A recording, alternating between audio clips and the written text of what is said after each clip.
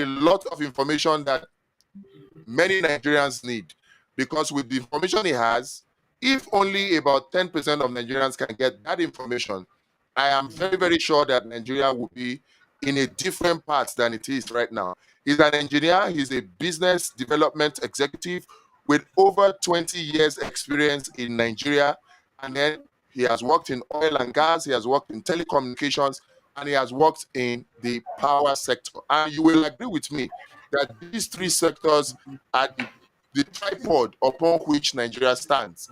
And if we can have somebody with his wealth of experience in these three sectors give us raw information, what you're going to get today, I can assure you, will blow your mind. And if we can implement even 10% of it, Nigeria will be in a different path. So I introduce to you Pascal Atto. Please talk to us. Can we meet you, Pascal? Okay, thank you, the viewers. I'm privileged to join this wonderful forum this evening.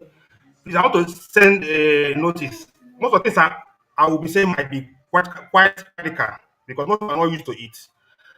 Most of them are not what I gained them by virtue of working overseas and in Nigeria.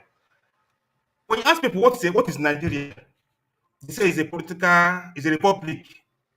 That's not true. Nigeria is an economic system.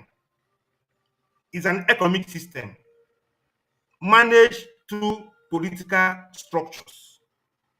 So that's property what Nigeria is. That's why there is what we call the external stakeholders and internal stakeholders.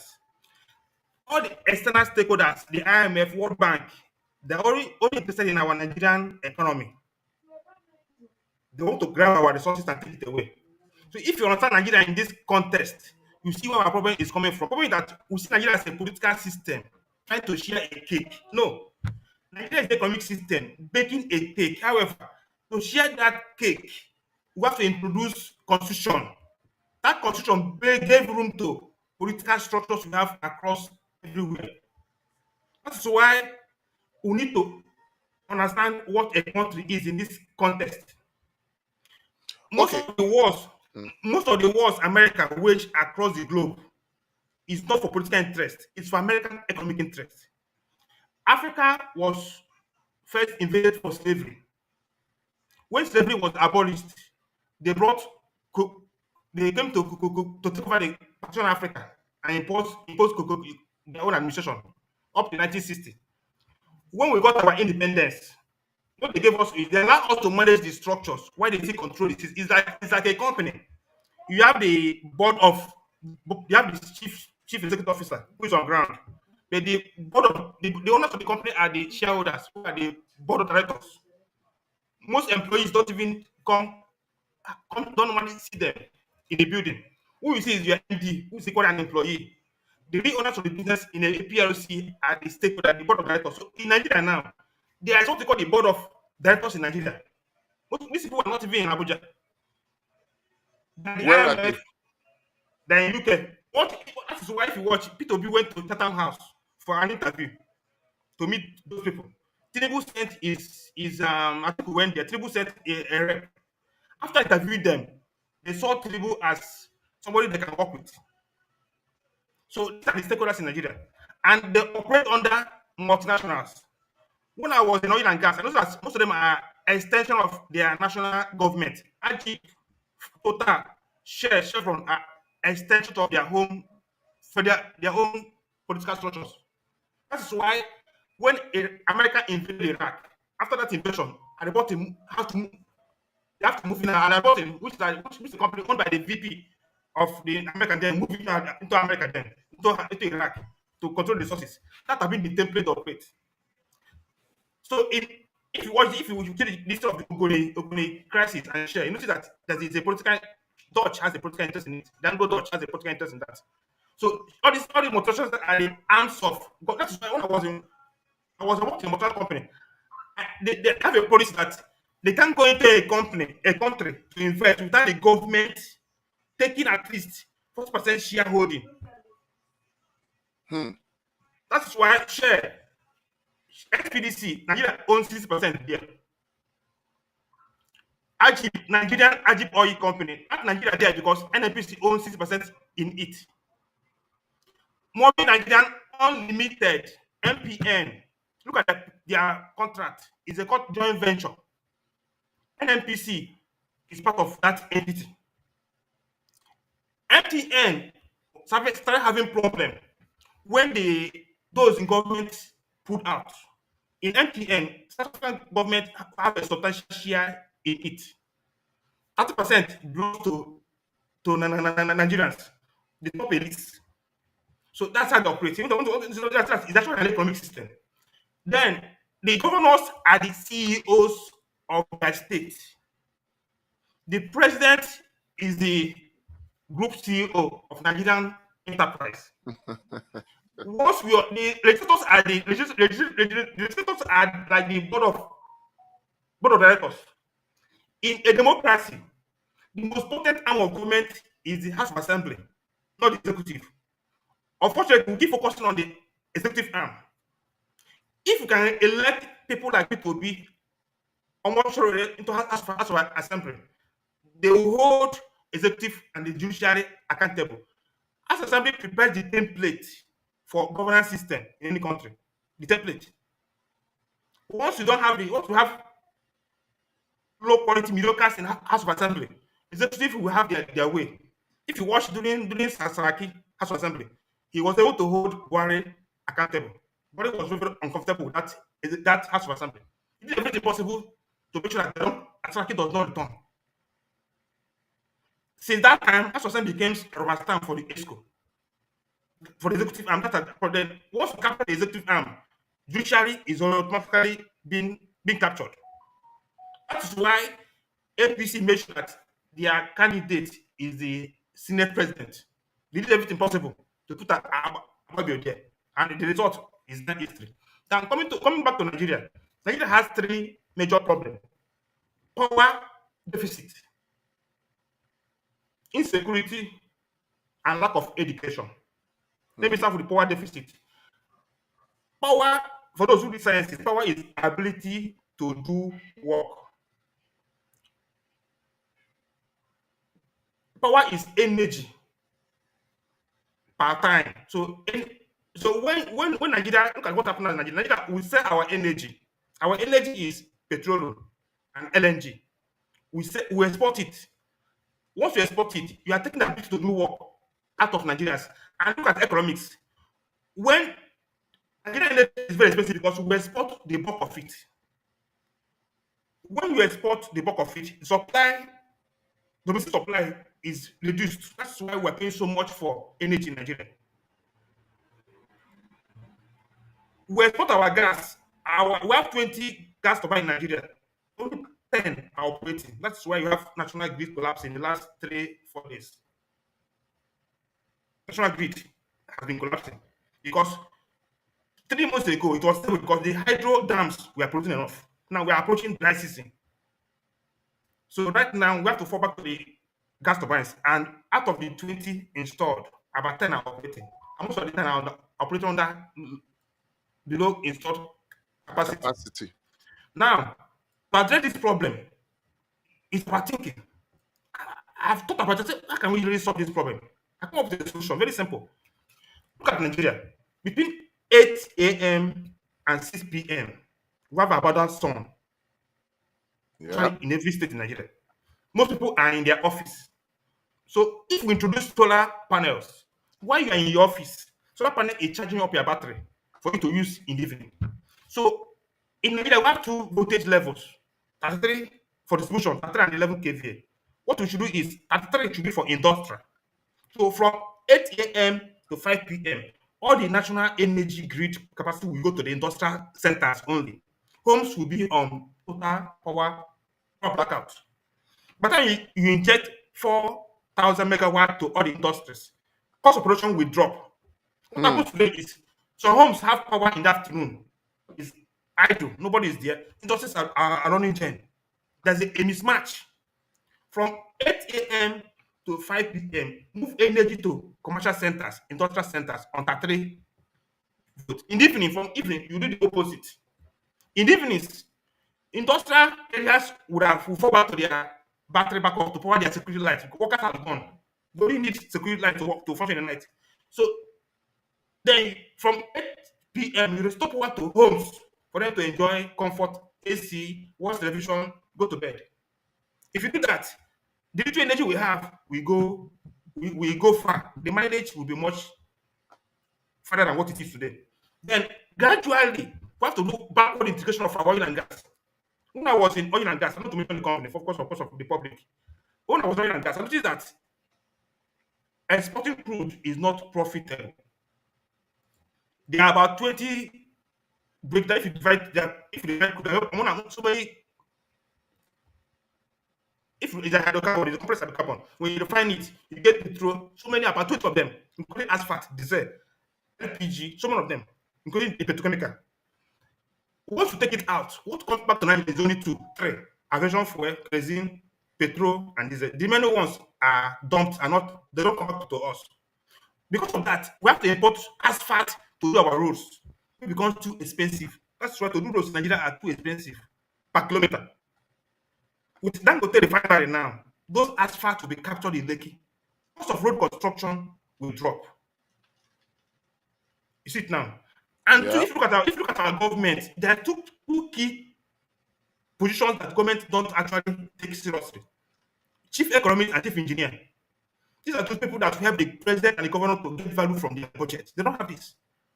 There should be a chief economist. Until you have the chief justice of a state. There should be a chief economist of a state and chief engineer of a state.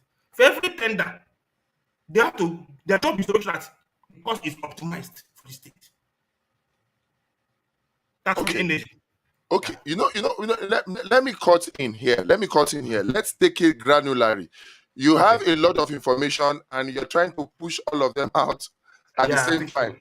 Yes. So let's take them one by one. You have said a whole lot of things, and Okay. I want to take you up on them.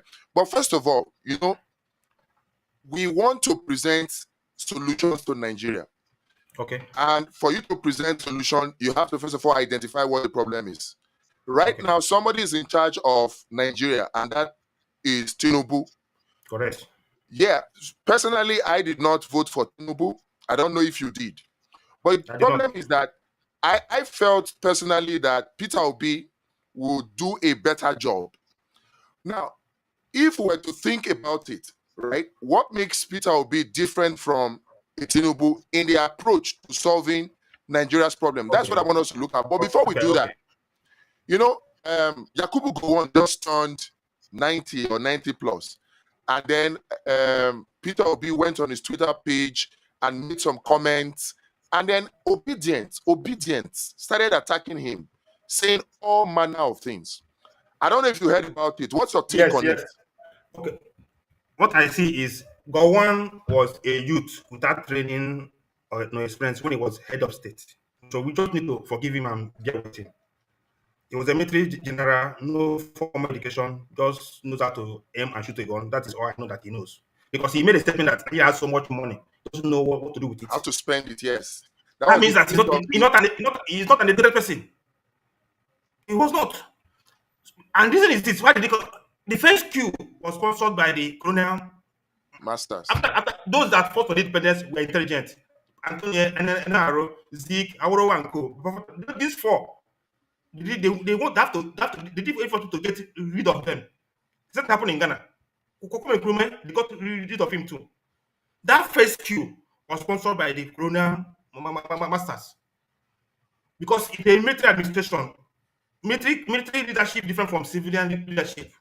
Gowon became a had to double as a Sorry, civilian. Pascal. Okay. Sorry to butt in. Okay. You are saying it was sponsored by the colonial masters. Yes. It But was we believe that it was an Igbo coup, no or it was queue. a coup between North and South. No, That's what Nigerians believe. that's where you see if you watch. See, the problem we have that before now we didn't have alternative media.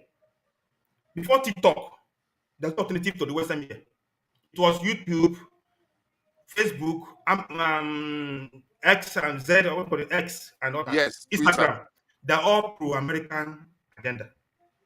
TikTok is where you get the alternative news. So since I got it, I spend more time. I got first on TikTok and ROT. ROT is Russian version. Two of them is where you get the real picture what is happening. What I'm saying now, if I put it in your YouTube, they will take it away immediately.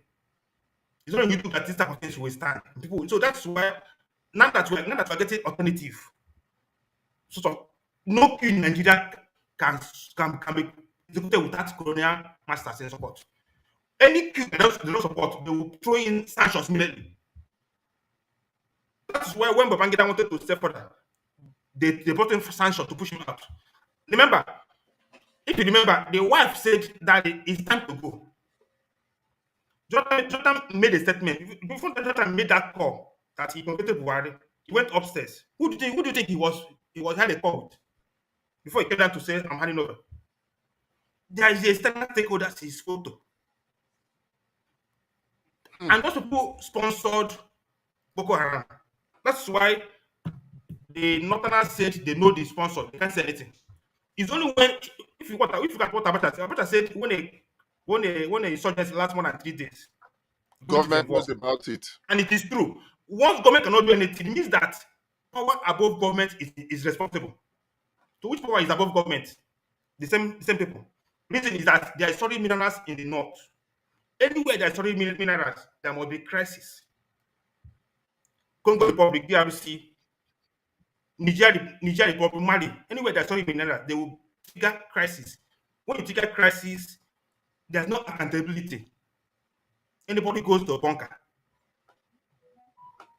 Remember, there was time they post no fly zone on this place, Zamfara State. Zamfara State does not have any airport. Why are they posting no free zone? Where those aircraft? Where are they going to? They're going to take resources. And then the rumors had it that even with the no-fly zone, planes were still landing and taking off and taking minerals They out are of taking Zamfara. uranium and gold out of Zamfara. Okay, so if I get you correctly, Nigerians need to understand that the civil war of 1966, that first coup that led to the civil war, we need to understand that it was not a case of maybe Hausa versus Yoruba or Hausa versus Igbo, that it was Nigeria versus the colonial masters. Is that what you're saying? No, actually, it's like what is happening between Russia and Ukraine. The two elephants is NATO and Russia. Ukraine is the grass. So during that civil war, it was against the pro-independence and the colonial masters. The northern and middle belt troops fought the war on behalf of their colonial masters. Remember, before that war, the system in the north different from the system in the south. Northern Empire different from the system in the south. South was a more of a republic entity. Yes, We and have the not was West, indirect rule. indirect rule. So they're already used to obeying orders without that the from the north. So once they order from the caliphate, everybody will obey. Like the south, where we ask the we have the emir, our own king. What is it? So there's no rational. That's what I'm not to go to the details now because of time. Okay. Basically is that it was not a. It was for the. That is why if you go through that history, but that is why they don't want us to know the history in school. And it's supposed to be a topic we learn in Eastern that's Civil War. So I will learn from it. They don't want us to learn because it will go to expose a lot of things. But once you watch some films and history on the notice that Russia flew most of the aircraft that attacked the Biafran area. France was supporting Biafra in the night. Openly, they with you, Captain Knight, they provide logistics and support to the Biafran army. That's just it for now. So it means that these people, the Obidients that are attacking Peter Obi, should understand that Peter Obi is making that statement from a point of understanding practically what you're saying. And so we Yes. Nigerians also must understand this. Because you said Yes. something earlier that Yakubu Gowon was young, I think he was 27, 28 at the time. Yes, he was too Very, young very for young. that role. For Yes. that role. Yes. So what Then would you say to Obedience in that we need to regard? notice most obedient people have high IQ. As for of intelligence, IQ, social quotient, financial Emotional intelligence, quotient. IQ. P2B has highly emotional intelligence. He needs to get the stakeholders. P2B is campaigning for 2027. he needs to get those people that matters to be on his side. That's the only way we can win 2027. It's already raised. People don't know that they already can campaign. The power brokers in Nigeria, Gowon, Babangida, Obasanjo are part of the power brokers in Nigeria. You can't do without them. So what you're doing is just you have to be diplomatic with them.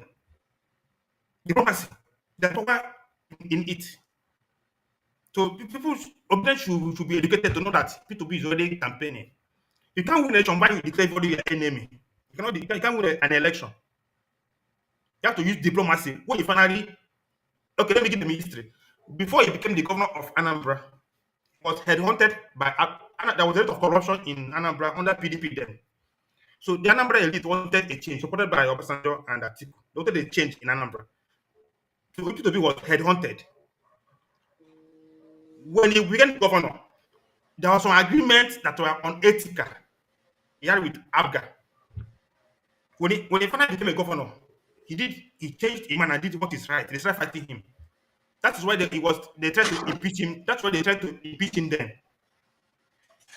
It's only when P2B becomes the president, he can affect the change all of us are looking forward to.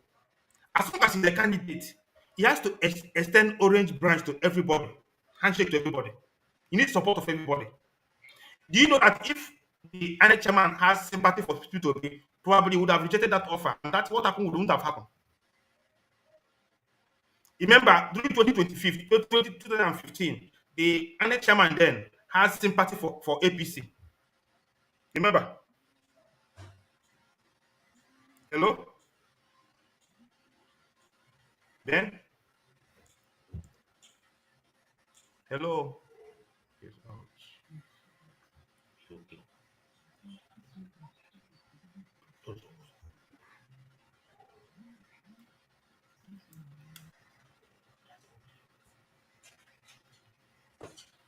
Hello, Ben? Okay, you are back. Yes, Okay, yes, okay. yes. I'm going to take us back to history. It was Yeah. 2015. Jonathan versus Buhari. The INEC Yeah. chairman has sympathy for APC. Okay. That was the So, Atahiru Jega. yes, from his body language, you can see that he has sympathy for APC and he worked in favor of APC. Meanwhile, it was Jonathan that appointed him. Good. In 2020, this last one that PDP lost, the INEC chairman has sympathy, personal sympathy for Buhari, Tinubu. for Tinubu. So it doesn't play a role in elections. So during the next election, they will likely change the INEC chairman. If that person is actually desiring for a change, you may, okay, let me go to, I don't want to forget, in 19, after that June 12, 1992, June 12, the INEC chairman, ABC wanted a change. He brought option A4. He knew that the military were not sincere for transition. He used option A4 so that he doesn't need to declare the stuff for people to know who won the election. So you see what he did. So P2B needs to build bridges because you don't know who will be the INEC chairman in 2027. Yeah, because the tenure of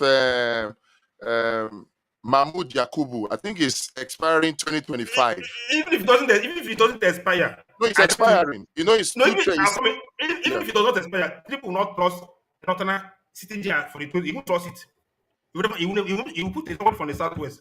I can assure you that. He will not make that mistake. It's a Wow. woman's because if that guy regrets what's happening now, definitely you want to effect a change. You won't give him that opportunity to effect any other change. That's how woman psychology normally work. If he regretting what happened in 2023, I bet you that he may want to make a change, which they won't give him that opportunity to make a change. So they will likely change him. That is guaranteed. So people need to build bridges across southwest, south, southeast. The more people that he brings on board, the more difficult it is to lead him out. That's just the truth. And if he does a very good job, APC will crack before 2027. Once APC cracks, divides into two, those who want to better Nigeria might emerge from APC. Once there's any house crashing APC, it makes it easier for him to win. So you see that Atiku may likely step down to take a pamphlet from Tinubu, Toby will win. So that system, we need to build bridges. And we need a weaker PDP. But it will be APC versus the new party. So it means that what Wike is doing now in Rivers State, weakening PDP, is actually a positive thing. I want it. PDP can never be a vehicle to take over party for a PDP. It's not possible. There are two sides of the same coin. If PDP would have done the job in 2023 by allowing P2B to be their best, they lost it. P2B was their best candidate. They allowed Wike to sabotage it. If P2B was PDP candidate, PDP would have won that seat by now. If you look at the result, the distribution, Atiku won mainly in the north. P2B won mainly in the south. So there's no way people would have been able to do anything that he did, whatever he did. So it would be very difficult for him to do that. Okay. All right. Let's move forward then. Okay. So what is the core problem of Nigeria right now? Because if you ask Nigerians, they will tell you, oh, insecurity. They will tell you, in fact, the first thing that will come to the minds of Nigerians right now is high cost of fuel. How can we get that reversed? NLC has given an ultimatum. Even the National Assembly has passed a resolution to say that Tinubu should reverse this last increase in the price of petrol. And then we have a Dangote refinery that came on stream. Many people were expecting that with Dangote refinery coming on stream, that the price of fuel will come down. But what we have seen is actually the opposite. Dangote refinery has come on stream, and at the same time, the price of fuel has gone up. Okay. NLC is saying, oh, bring down the... How do we get out of this? Okay. Now, you see, Nigeria is a place that we want to eat our cake and have it. Nigeria is a country where we don't have database. We don't even know who is a Nigerian. So we take decisions, government take decisions without database, without statistics, without data. Now, when you say want to give subsidy is not bad. What happens is that our subsidy lacks accountability. That's why people will say that he will remove the criminality in subsidy. For example, when they say they are subsidizing 4 million liters of PMS, where is the proof? How many vehicles consume that? Nigeria we don't even know how many vehicles we have in Nigeria. How many Toyota Corolla? We don't have database. We don't have the database. If you know how many vehicles, models up to sedans we have in the country, you can quantify how many each of them is taking. Two, with database, you can instead of giving subsidy at the pump, you can give subsidy at the back end. Because okay, every civil servant that owns a car, whose car is with the Federal Road Safety Commission, with Vehicle Licensing Authority, every month they coming to give you subsidy of 30,000 naira credited to your account for petrol. So you cut away the middlemen, the padding, take it away. Because okay, all the vehicles that use diesel for agricultural transit, tractors, haulage, Dangote truck and movement, those ones will get diesel at cheaper subsidized rate. Because those vehicles are known. If they're on the road, for example, if Dangote trucks move from Lokoja to Port Harcourt to divestment, it must have passed a lot of toll gates where the data will be captured. So at the end of the month, you can go through the data system. It will show that this particular Dangote truck covered so kilometers. Therefore, for every kilometer you cover, you get percentage of cost as a subsidy. So for every 50 kilometer distance Dangote truck covers, government will pay for half of that distance. That's how you introduce subsidy. Now, what is a country? Our vehicles are not even in any database.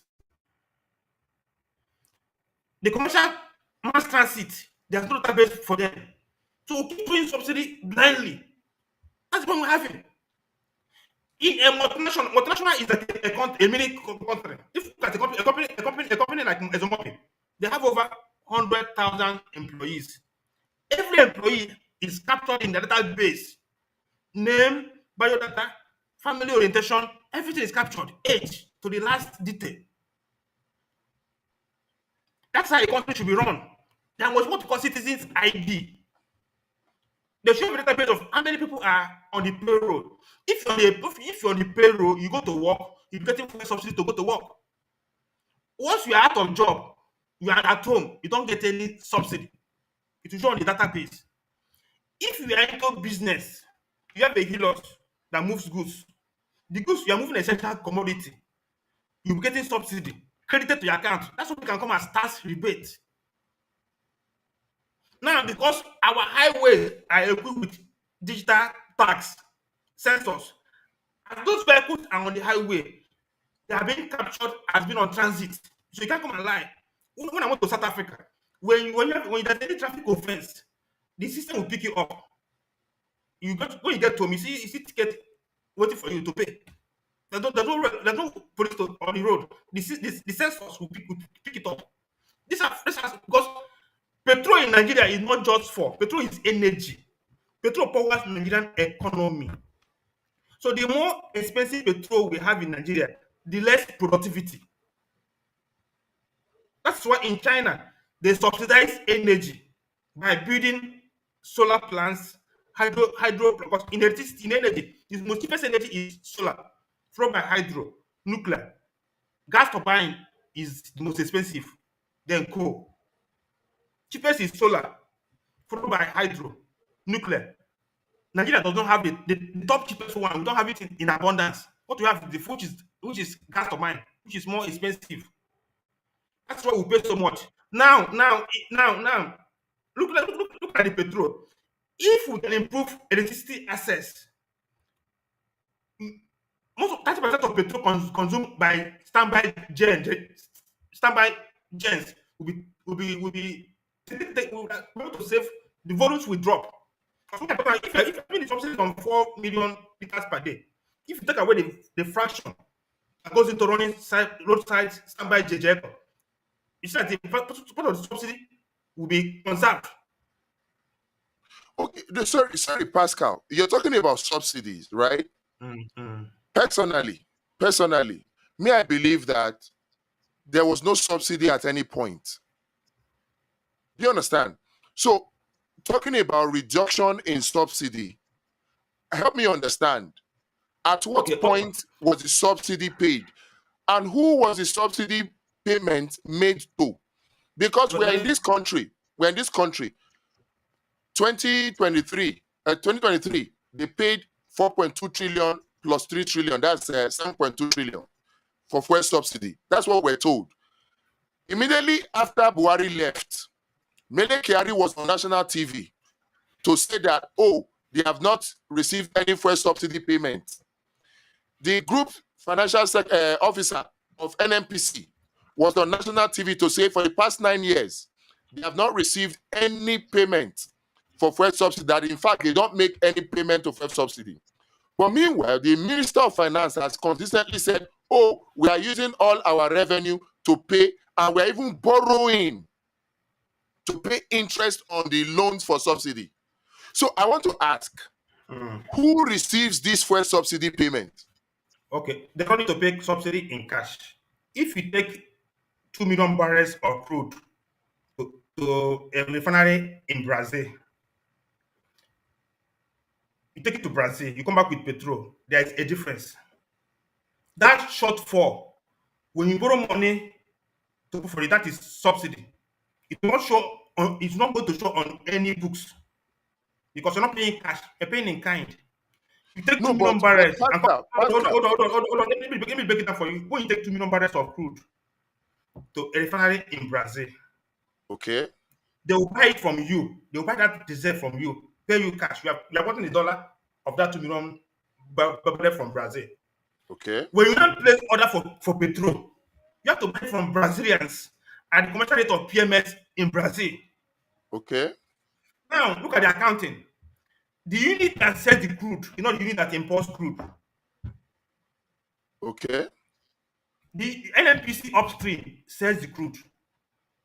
The PPMC downstream buys the petrol.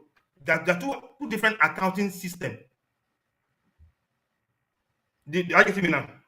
yeah, There are two different entities. Sometimes so when I say NNPC is so important, there's a unit in NNPC that imports petrol, different from the one that sells crude. Are you getting me now? Yes, I'm with you. So the unit that buys petrol needs cash payment from executive to pay for that petrol. Okay.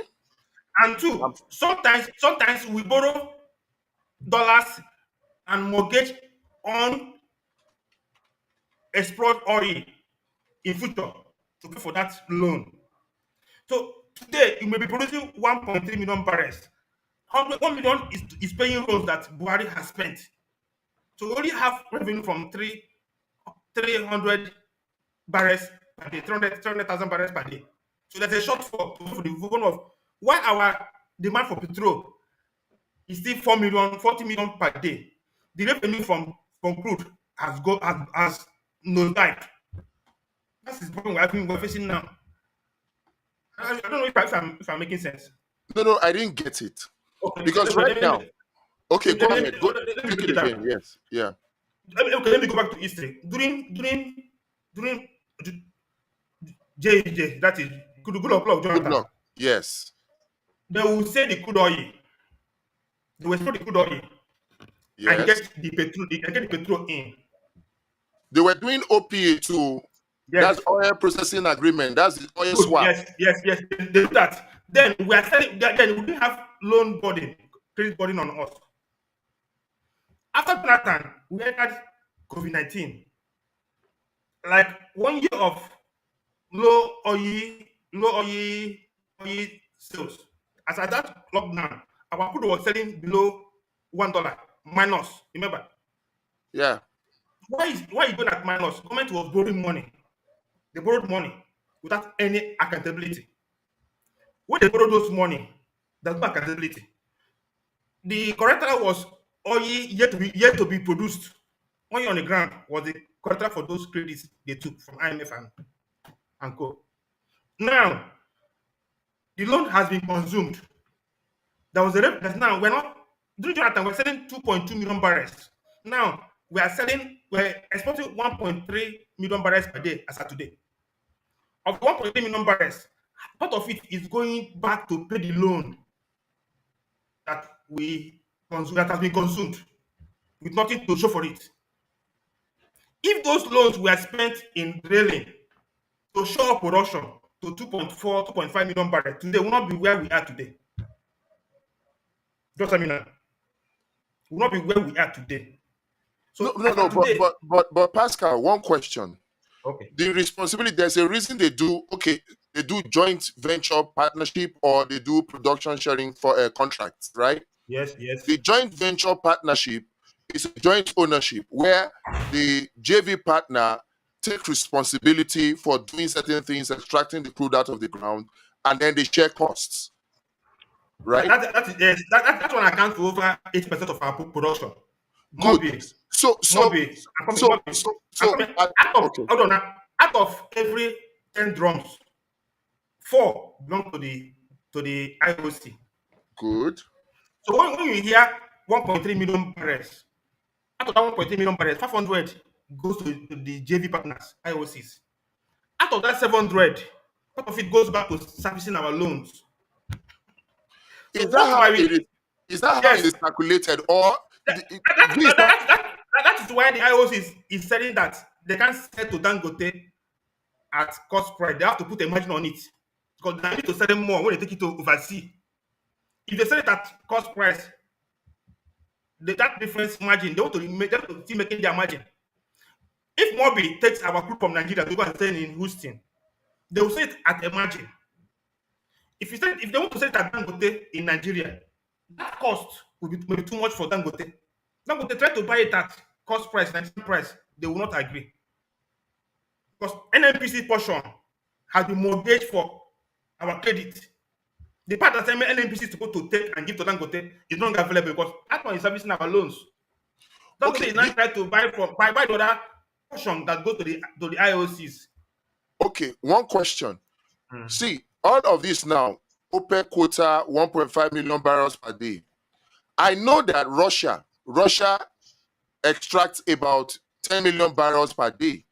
Their Correct. local consumption in Russia is about 3 million barrels per day. Correct. They only export about 7 million barrels out of Russia. Good. So which means that we too, as Nigeria, as a country, the same. In fact, America is the same thing. Canada, which is not part of OPEC, is the same Even thing. Saudi. Even Saudi, yes, Saudi consumes about 2 million barrels and they export about 8 million barrels. Now, in Nigeria, if we have an OPEC quota of 1.5 million barrels, can't we extract that 1.5 million barrels, export it, and then we extract the whatever we need for our local consumption? Good. See the game here. Nigeria has not been investing in drilling for the past 10 years. Those that are what Is we it call sorry? rig Is it and the pump. responsibility of Nigeria to invest in drilling, or Is the the responsibility of the JV partners? No, it's the responsibility of NNPC, not the JV partners. Okay, so what is the duty? I come. What JV is the partners, duty of the JV partners? What is their duty? What is good. their job? They Why are we have, partnering with them? before a JV will come to Nigeria to trade, they have a purchase agreement with an entity. For example, there's a buyer in Europe. Shell will come and dig the oil from export the oil from Nigeria to sell to that buyer in Europe. As of today, they are not selling more than 1 million barrels per day. So there's no motivation to drill more. The demand international demand is subject to supply. I get me now. If you look at Europe, they use more of gas, diesel, less of petrol. Russia is already supplying gas to them. America is selling crude to them. So Nigerian crude is not even attractive for an European buyer. That is why India, China used to be our highest buyer, highest purchaser of Nigerian crude. Most of our crude goes towards Asia. Now, during this Ukraine war, China is now buying from Russia as a BRICS member. America is no longer buying Nigerian crude. So in the international market, our market is shrinking. Market share is shrinking seriously in the international market. So the only way we can compete now is by refining. That's why Dangote is coming on board, because most of our neighbors don't buy crude. They don't have refinery. They buy refined product. I get in the game now. It's only South Africa that has a functional refinery, and maybe Egypt, and not Africa. All of West Africa, South Africa don't have any functional refinery. Even Angola don't have any functional refinery. So if you don't have a refinery, you don't need to buy Nigerian crude. So our crude goes to those that have refineries like China, India, Brazil. These are people that may need our crude because they have refinery to break it down. So we don't go to the refinery now. Dangote can service Togo, Benin, Ivory Coast, all these neighboring adjoining countries in the West African coast.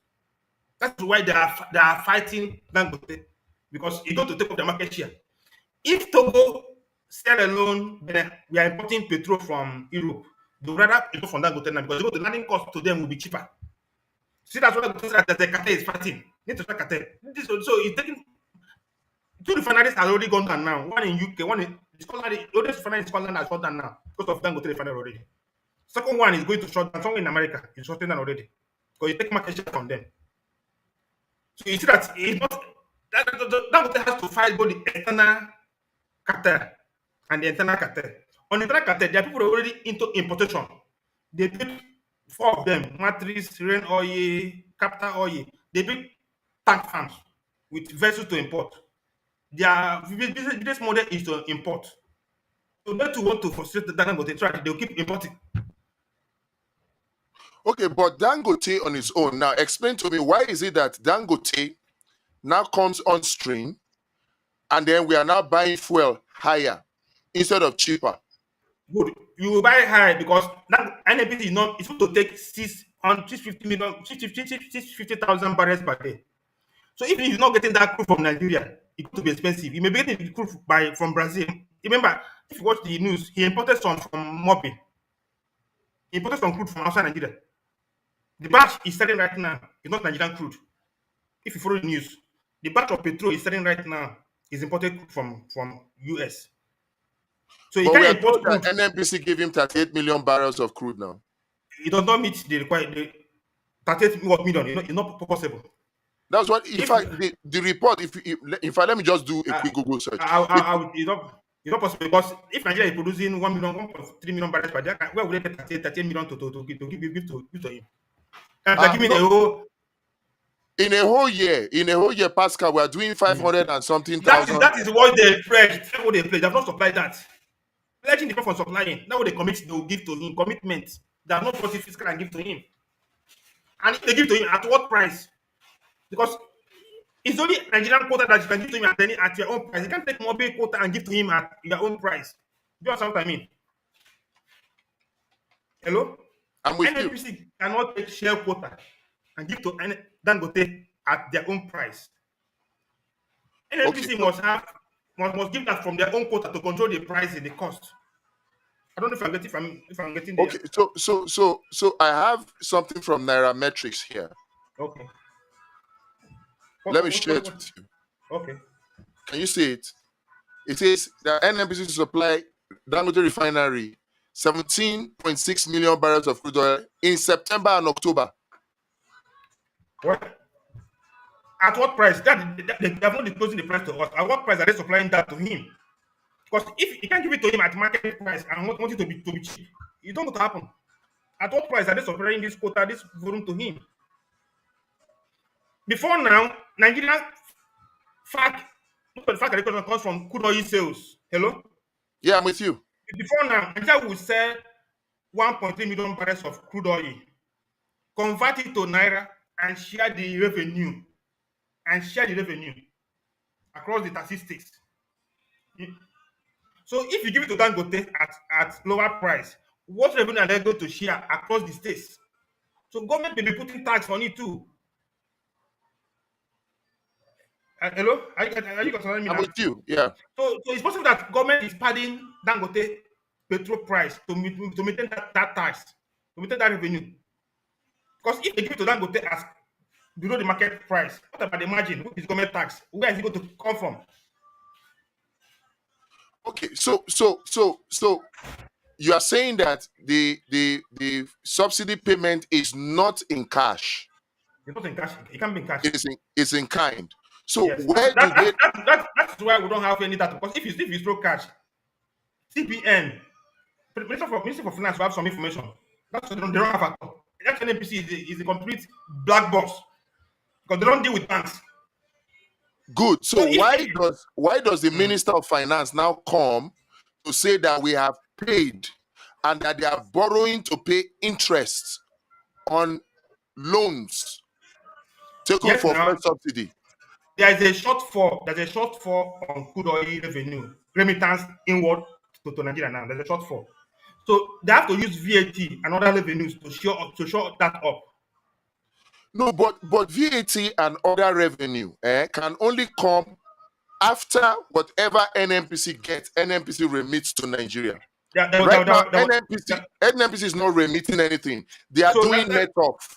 That's what I'm saying. If NNPC is not remitting because they're servicing loans now. They're servicing loans. It is the responsibility of NNPC to service loans now, not Ministry of Finance.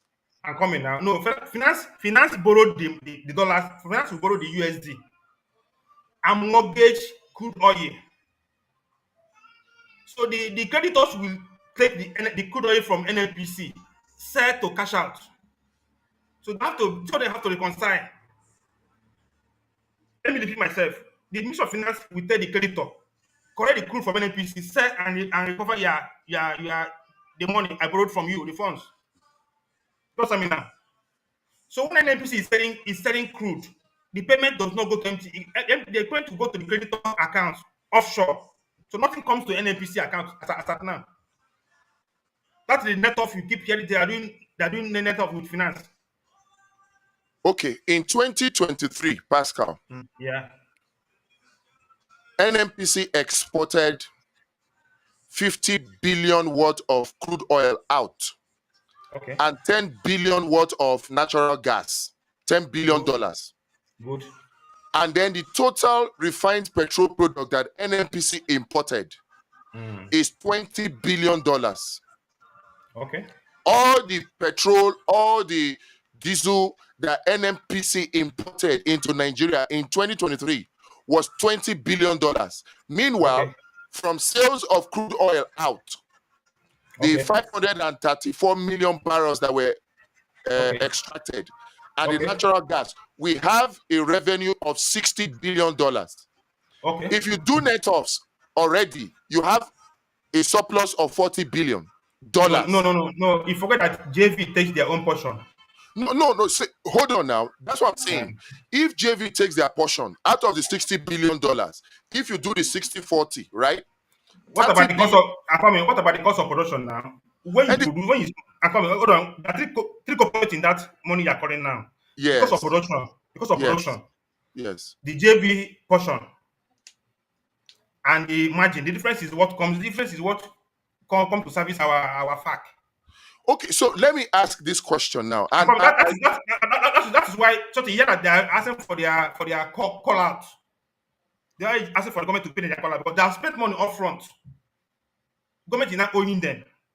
So when you net off those their demands, the cost of production, look at, they have to pay their workers in Warri and Port Harcourt now, pay the Somja and Co, pay the Alberton and Co. When they move all those costs, wait, that are part of those costs that they have invested upfront, those are the cost of production. Those are the things that are yes, factored into the cost of yes, production. correct, So the correct. investment into the drilling rigs, investment into the staff, investment into all of that, they are not investment that you rake in one day. They are spread over a period of time.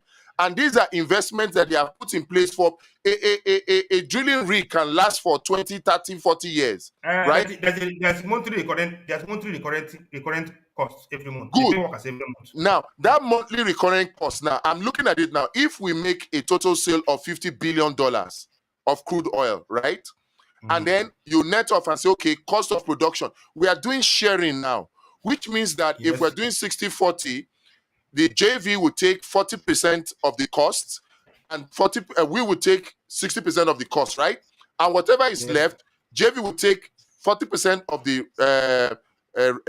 profit, and we will take correct. 40%, 60% of the profit, right? So in Yes, correct. all, if we have $50 billion and our sharing formula is 60-40, which means that we have $30 billion from crude oil sales. The joint venture has $20 billion from crude oil Okay, sales, okay. right? Good. So if we now have that, the same thing for the $10 billion for the crude for the natural gas. That's good. So in all, we have over that's $30 billion from crude oil, right? Okay, And maybe $6 billion from natural gas. That's about good, $36 billion. Now, if you now good. do cost of production, you take it out, which is about 20% of that, less than that. We'll have Well, excess of $20 billion that we okay. can now use to buy our What what important. about what about our external debt in dollars? Do you know the figure? And what the servicing is per month? You have to deduct that one offshore too. Then you have from starting loan all the way from Jonathan to date. We have to service those loans. They keep deducting them on a monthly basis. And it has a bond. And it has So a USD bond which they have to service to. no, Look but at they our cannot debt too. deduct. You see, my problem with this is between Mm. NNPC and the FAC account or federal government account at CBN, right? It is Okay. what NNPC moves as payment to Nigeria's account with CBN that Nigeria will use to make the because whatever loans Nigeria has taken, Nigeria will pay it from our own reserve. No. Now, when you take a loan, there's what we call the accruing account. Most often, definitely offshore. They don't Good. trust us now. So those accounts will be offshore, tied to our crude. So there may be an Okay. agreement with at the point of there may be a domicile bank where the purchaser and the buyer for the crude will transact. So once the purchaser pays for the crude, the bank will withdraw the one for to service the debt. The balance goes into our reserve, offshore reserve. No. So the payment does not go to NNPC. No, now, yeah, everything is offshore. I know, There's no but local. NNPC has an account with JP Morgan Chase and the likes now. So So, at the point it will be deducted. The creditors tax our crude oil sales. So once Nigeria ships crude oil, they will make sure that they collect their money offshore. so if they are deducting the money from source, why are we borrowing to now be paying those loans? When you have a luckless government who is not accountable, they borrow to loot. Nobody lose naira. So they must borrow dollar. You can't loot naira now. You have to borrow dollar to loot. So looting is the problem. They borrow. See what they do. Somebody has 2 months to leave government. You don't go and borrow one loan and loot it and hand over the. For example, somebody leaving government in 2 months' time. they will arrange a USD loan that will be routed out of the shore. They will now mortgage crude that is yet to be produced to pay back those loans. Now, because they're criminals, they will accept all manner of percentage. The contract will favor the creditor. That's why our loans are very, very expensive, because it's motivated by greed, not in interest of the country. No patriotic president will take a loan at 10% interest. Most of those loans are motivated by personal selfish interest. So they don't care about the interest rate, the terms and conditions. They don't care. Because the interest is to loot. And because the creditor interest is covered, they protect the transaction. All this money are offshore, not in Nigeria. So that is it. It's both of that. P2B said he will remove the corruption in NNPC. That's where you have to start from. Look at it now. NNPC is now a limited liability company, which means you can no longer probe it. You don't get a state entity. It's not a limited liability company. So they can declare loss, nothing happens. They can blow up all the money and declare loss, nothing happens. The House of Civic cannot call them to order. No oversight function, because it's not a PLC, it's a limited liability company. NNPC is an entity of its own, with the president and the CEO. So that is corruption. How can you turn a public entity to private limited liability company? That is exactly what they did, and nothing happened. So that shows you that the corruption in our system. NNPC cannot be a limited liability company. That's because their books are no longer reliable to auditing. You can't audit their book. It's a limited liability company. You can't audit it. Firstly, you can audit their books as before it was a parastatal under Minister of Energy, Minister of Petroleum. It's not a parastatal. It's now a limited liability company, total different entity. Just like MTN. That MTN is that. Funny is, despite their status, why are they not interested in selling petrol? That's the question in Nigeria. Exactly. That's So the confusion. how do we That's get the out of this? How do we get out of that this? is the presidency. That's what I said. That the presidency has to. We need somebody who is not corrupt to be our president. Hmm. That's the problem. Today, the president is the CEO of NNPC. He's the CEO. He's the minister of petroleum, CEO of NNPC today. Before he can go to court and demand NNPC to open their books. Now with Repeater, you can't go to court and tell them to open their books. You can't do that again. It's a private company No, but owned the by the state. Freedom of Information Act still allows us to also be able to question what they do and demand information from them. Not their books. So go and check the company and analyze. They go on companies and analyze matters. You can't tell MTN to open their books. You can't tell a private company to open their books. You cannot do that. Except it's a PLC quoted on the Nigerian Stock Exchange or is a government entity. You can't tell the limited liability company, like, I can't tell you to show me your bank statement. I can't do that. It's private to you. That entity is not a private entity. That's a life of its own by law. Okay. So that's control in Nigeria. So our only way out is to change the quality or the caliber of leaders. Like I said, the key agent of change in Nigeria is the National Assembly or a patriotic president that can drive the change, the change that we need. For example, if P2B is the president now, P2B can get the masses in support to force a change in National Assembly. Because it is easier for executive to put for a change because it's one person, but it's over 200 people in National Assembly. It's easier for a president who is patriotic to force a change on National Assembly than vice versa. Because if Senate president is honest, if try to force a change, they can even impeach him, they can remove him easily. That is why they remove previous they try to remove, they have a change. Each time executive and Senate president don't agree. Before you know it, they say that they're impeaching the Senate president, Yeah. sponsored by the ESCO.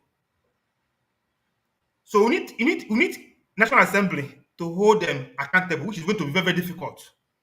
Yeah, which is why we need the Abundance Party of Nigeria. Because you see, for me, we need people who will go to the National Assembly with the heart to serve. Right now, majority of the people in that National Assembly, I don't see them as They, people who have the they, heart to serve. they have weaponized hunger in Yeah. Nigeria. 99% of people in National Assembly are people who have no career, nothing for Politics themselves. is their career. And that is the problem. That is not the problem. That is what the problem we're having. So to try to effect change there, look at even those on the Labour Party platform, when they got in there, they could not even be the different. They join the same bad wagon. They are not even talking. That's the problem we're having. Because these are people who are formerly PDP, APC, opportunity. They saw an opportunity. They lost the nomination form for APC. They now grab the LP party platform. Luckily for them, they won. They are not part of the obedient movement at all. They were not. So the only way out is if you can get somebody that is patriotic to be the president, who can now drive a change. For example, now, if Toby is the president, he says, I'm going to, everybody on executive and will be on civil service payroll structure. He publishes his salary. He can sponsor the public to demonstrate that National Assembly should cut down their own allowances. That's how you drive the change. The Okay, president has to be a catalyst for change. The president has to be a catalyst for change as it so is now. so how do we get Peter Obi there now? Because the truth of the matter is, the way Labour Party is going, we thought that the caretaker committee will come in and sanitize things, only for Abure to go to court, and court has given him an order now. And if you go through the Labour Party constitution, you will find out that Abure has somewhere to hold on to based on the constitution. So with that now, and there's this reluctance of Peter Obi to leave the Labour Party. So how do we get a Peter Obi to the president of Nigeria to fix this problem? I don't even like Labour Party as a vehicle. It doesn't have given the leverage. Look at Elo. I want the party that stands. What I like about the party that is AB. It will go to be the number one on the ballot paper. Okay, ballot paper, yeah. That's what I like about the Abano party. It go to be the number one. They make it easier for to get the voters to choose. Go there. And the first one, put your hand there. Two, we have enough time. Let's get a platform that will recruit like minds with a well-carved constitution. There's a lot of gaps on the Labour Party, but that's why Abobore is doing whatever he's doing. Yeah. Abore LP was the emergency vehicle.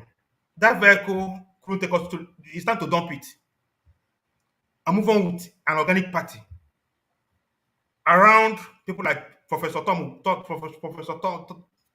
and the P2B. Let's build an organic party. It could be a party. Let that party be A, B should be that party. So that it's going to be number one on the ballot paper. It's going to be very, very, very strategic, whatever we are doing. Because once you put Elo, they won't get. If you remember what they did, they put a party that looks like Labour Party, put it close to confuse voters. To confuse people. So we need to get a party that's AB. AB means that must be first on the ballot paper. It gives us edge. So how do we get Peter Obi to leave now? How do we? Because it's like Peter Obi doesn't want to leave Labour Party. He will leave when he sees another platform that is credible. So we can have a talk with him. We can do that. Let us build a new platform. There's enough time. There's no need wasting time on the Labour Party. There's no need. There's enough time. Because he cannot easily change the Labour Party, the constitution you have now. He can't be able easily to change that the constitution. Okay. Is to start from friends and build an organic party towards 2027 with voter education. Very important. Our greatest problem in this country is civic education is very, very poor. Most Nigerians don't even understand how democratic systems should function. Our expectations are misaligned with what the country should, how the country should be run. I don't see why somebody in House of Assembly should be expected to be bringing money for them to share at their own constituency. These are things we need to start changing voters. It's very, I can't also very, very annoying. In fact, the recent interview that Oji Uzokalu gave, I can just smell the arrogance in that interview. And he was saying that, 14 million naira is not even enough. Oh, it's not enough. I have to spend on my constituency. Why can't he and Oji Uzokalu, he has traveled out. He spends most of his time in America in the name of doing a medical trip, right? Yes. He spends his time there. He knows how the American system works. Why can't he do a social security system here? Why can't he push a bill in the National Assembly to say, okay, let us institutionalize social welfare the way it is done in America, in Europe? Why can't he do that so that it is not the responsibility of the senator to be taking care of the welfare of the so-called constituency? Why can't he do that?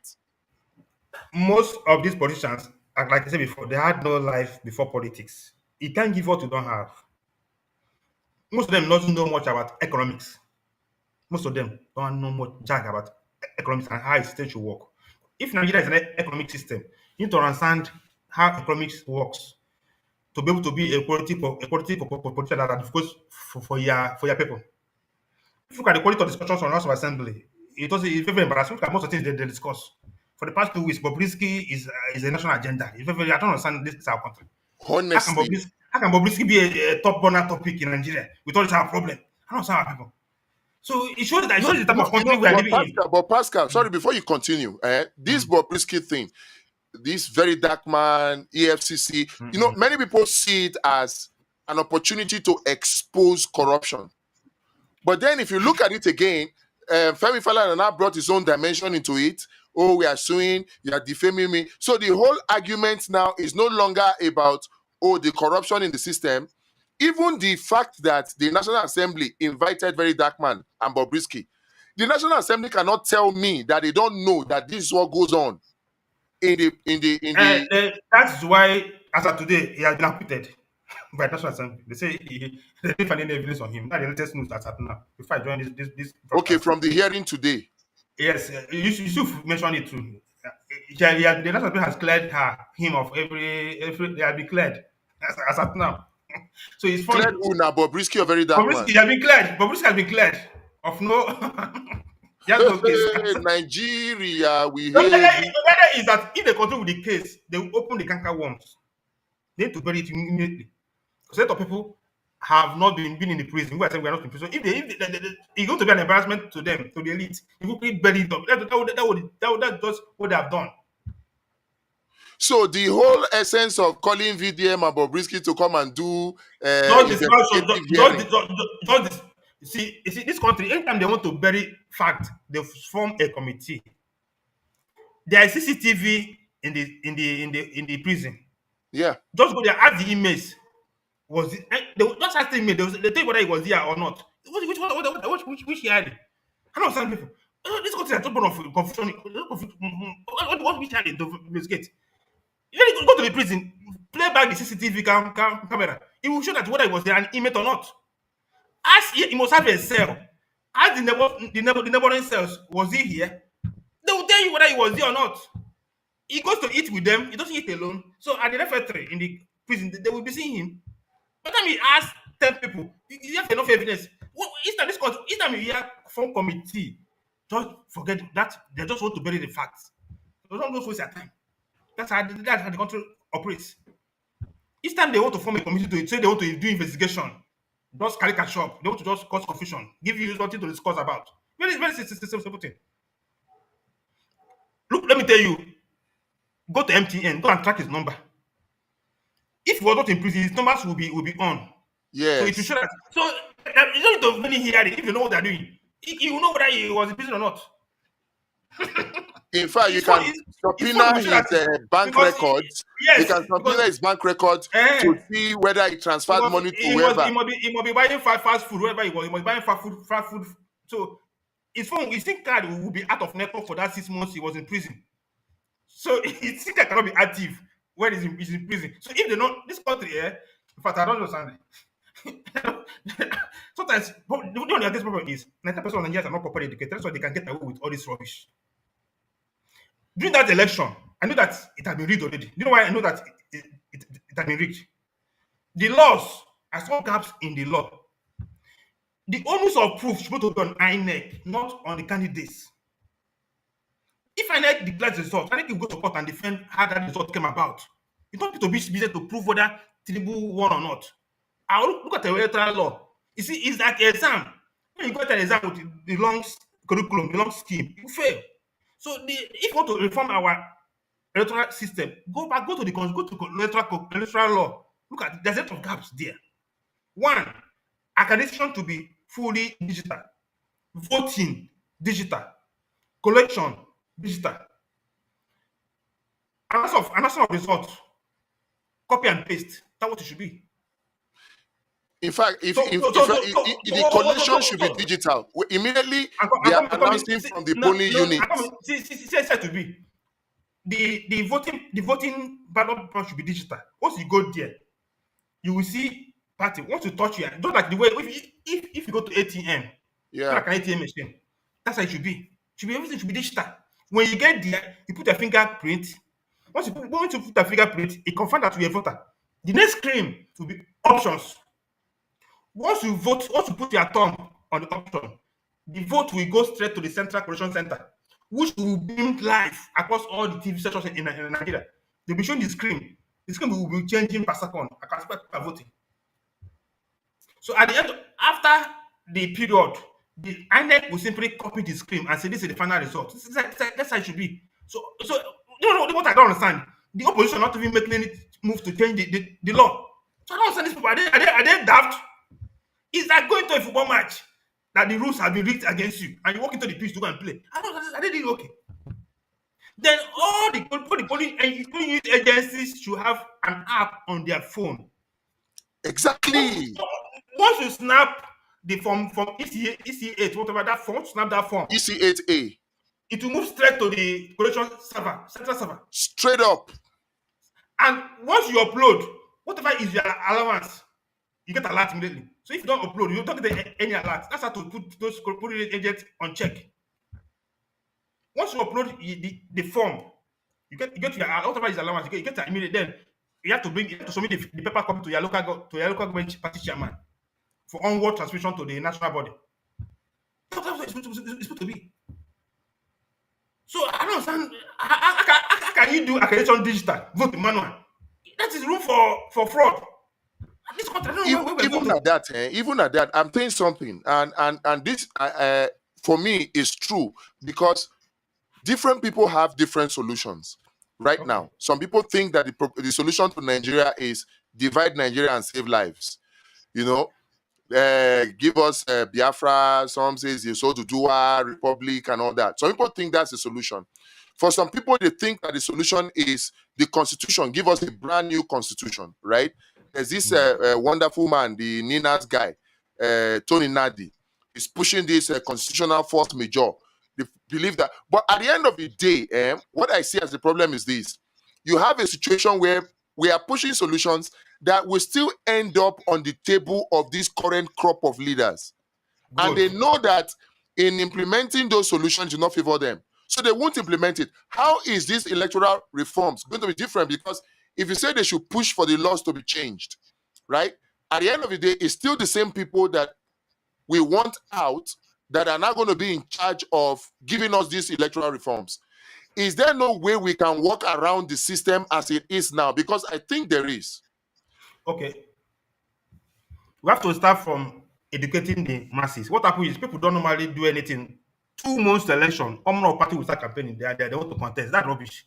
So Exactly. Abundant party has to be. We have to use this next 24 months. Voter education. The blueprint will be shared to everybody. Just get the top 30 million educated people to understand it. They will go and vote. It's enough. 30 million voters is enough to change this country. Exactly. Let's target the 30 million educated Nigerians who can understand this our language. Teach them what to do. If these people storm the polling units, they can effect a change. That's just at 30 million. Get quality people to become our candidates. Simple. Let me tell you, I told people that Buhari and Tinubu are gradually moving this country to a revolution. Very simple. If you watch, the northern voting pattern changed because of the experience with Buhari. Before Tinubu will finish his tenure, Southwest most of his support will disappear. No, it's disappearing already. The only way Tinubu wins is by rigging. We need to get those people on board. Once we get quality people to go and vote, then we can defend our vote. But not one thing. The system is sure that it can't even accommodate more than 20 voters because it's manual. The manual is deliberate. If you look at the number of minutes it takes one person to cast a vote, notice that even if you bring 50 million people, all they cannot vote. So the system is manual. It's properly designed to take much to look at the time per voter. They normally have about 6 hours. They start voting from 10 a.m. close by 4 p.m. So if you mobilize the whole country to go and vote, with the system, 80% will not be able to vote. No, but they were able to vote. Let me tell you my experience. My experience, right, in 2023, right? A lot of people came out. I think we had about almost 700 people in my polling unit. In fact, it was on the morning of the election that I discovered that the previous polling unit where I voted in 2019, I have been moved away from that polling unit to another polling unit. It was on Okay. that morning I discovered. When Now, when when you went, how many hours did you spend before you vote? I voted about 4 p.m. No, about 8 p.m. in the evening. That is wrong now. That's wrong. Why would you vote in the No, night? but the thing is this: the rule is this, and this is part of the things I feel we need to get out. The rule is this: once they come and they do accreditation, everybody they accredit and is in line must be allowed to vote. That is the problem. When it goes into the night, 8 p.m., there's room for them to manipulate. You can't No, defend no. it. It's So already getting if you get, which is what we experienced there. I was the person that went to go and bring my LED lights because I have LED lights. Some people brought their generators, people brought canopy and all that, right? Even when it rained. So if we're able to educate people and say, okay, fine, no, once you come out on election day and you have been accredited, so far you are in the queue, you are in line. You must be allowed to vote. So if we get the 50 million people to come out, if we're able to get them to come out, because the problem is the voter apathy, and they do all manner of things to make sure that people are discouraged. Many that's people, what I'm saying now. Because the system is too manual and archaic. Look at what happens now. You go to the first desk A, for them to do accreditation. So they will say that you put your finger. They said, "Okay, I cannot see your fingers on the system. It will take about 5 minutes to get you accredited. They give you a ballot paper. You have to walk down to the polling unit. You spend almost 10 minutes to vote. Before you know it, people who are on the queue they start getting agitated. They have been standing for the past 4 hours. They have not voted. These are deliberately designed to create confusion and differentiate people. what is the workaround? Is to digitize the whole system. What if Digitize INEC does not digitize? What do we do? is is electoral. We need to start getting the opposition to start moving that now. Okay, so Alternatively is to mobilize quality people, more educated people to go and vote. exactly. Like me, that day, I was patient. I stayed till almost 7 p.m. because I know I wanted to defend the vote. I stayed till I wanted in a hurry to vote because I wanted to be there. I want to be the last one. I will be able to put in the vote. I tried to be the last because I know what I would be. But I many people have this understanding. That's the problem. But while we are trying to get the system to be changed, full digital, let's spend time try to mobilize more quality people to participate. More quality people will collect the money and do And still vote their mind. their Yes. own yes, correct. But the difference will collect the money and vote for whatever they were told to go and vote. Very quickly, Pascal, let's discuss about Ajaokuta because you know Okay. jobs. It is not the responsibility of government anywhere to create jobs. The Okay. responsibility of government is to open up the great enabling environment for people to do business and then to create jobs. Okay. And then we cannot create sufficient jobs. We have 200 million people. About 120 million of us are out of jobs. Only about 90 to 100 million have jobs. And even out of that 90 to 100 million, 60% of them are underemployed, these Okay. useless jobs. So, Okay. how do we create quality job? We need industrialization. We cannot industrialize without Ajakuta, without steel. How do we get this working? What is the Okay. problem with Ajakuta Steel? What is the problem with Delta Steel Company? Okay. If I'm in government, this is what I will do. Our oil and gas is tied to our steel. 99% of infrastructure in oil and gas is steel. Yes. When I was in oil and gas, in One, Port Harcourt, I did an important pipeline from Argentina. Tenaris Global is a major oil pipeline manufacturing company in the world. They're in Argentina. And we can import pipeline in Argentina and install in Nigeria. It's very, very embarrassing. If Ajakuta has been supplying all the pipeline for our oil and gas, Ajakuta will create more job than the whole of Nigerian oil and gas. Then, two, our transport sector. I Sorry, included the sorry, Minister sorry, for Pascal. Sorry, Pascal. Sorry, Pascal. okay, Just hold on. We'll come back to that Ajakuta thing. There's a comment that I want you to okay, react okay, to. okay. This person is saying, who told you that APC is interested? Okechukwu Oji. He's saying, who told you that APC is interested in your vote? They write result and ask you to go to court, knowing that court is in their pocket, and the Good. judiciary will find a way to still declare them winner. How do you Okay, react to good. this? Nothing is permanent for life. I see a crack in APC emerging toward 2027, whereby some people in APC will say enough is enough, want a change. Those people might hijack the institutions. No, people might give a command, but somebody must obey that command. So if the INEC chairman said, I will not obey this command, nothing will happen. It happened twice. 1993, ABC Nwosu refused to obey Babangida's command using option A4. Yes. He deceived Babangida and got Abiola to be the winner. 2015, Jega didn't obey Jonathan's instruction. He went ahead to declare Buhari the winner. I see that repeating again. The hardship will go to a level that some people will say enough is enough. Is enough. So that's an option we should have in mind. Nigeria Okay. cannot continue to be. And two, let me tell you why it might happen. BRICS, the global arena is changing. If BRICS succeeds with their disruption agenda, most of these rules overseas will amount to nothing. Once it's our elite does not have any safe haven to keep their loot, fishing in Nigeria becomes their option. If our elites don't see where to keep their money in Swiss bank, US banks, dollar has lost its value.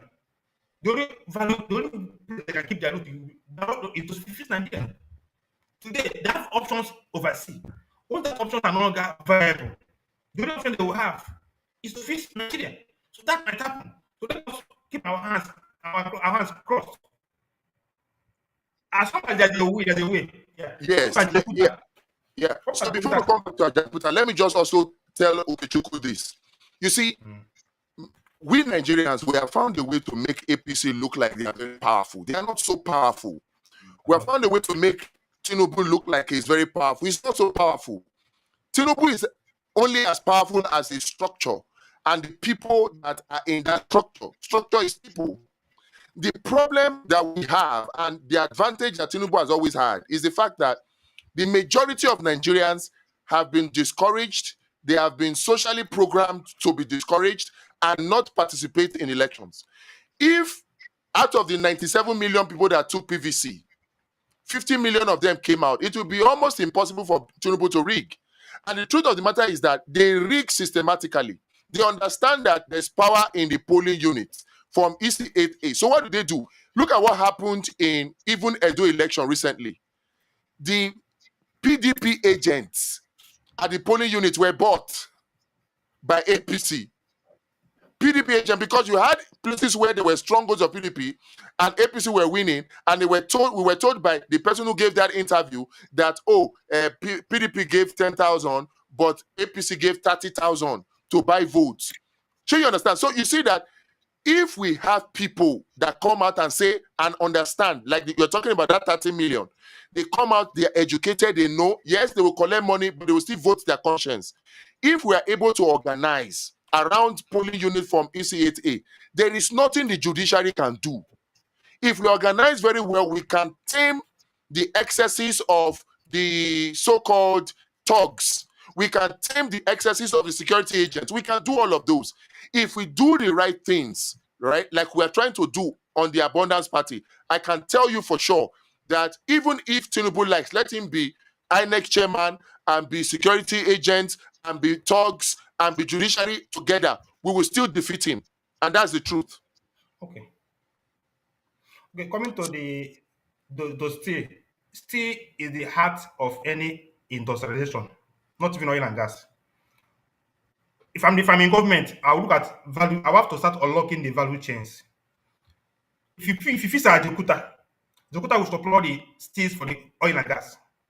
The pipelines, the refineries, and all that. The platforms, they're all steel structures. The tanks, the storage tanks, they're all steel. The way I was embarrassed. I saw I wanted contract to Chinese to import steel and build the railway. If I will not do that. I would rather get Chinese to fix Ajakuta For Sorry, now, Pascal. Sorry, Pascal. Let me okay, pause you again. I need to answer this person. okay, okay. Look at what he's saying. He said PDP rigged out APC in Edo, but APC wrote results in the room.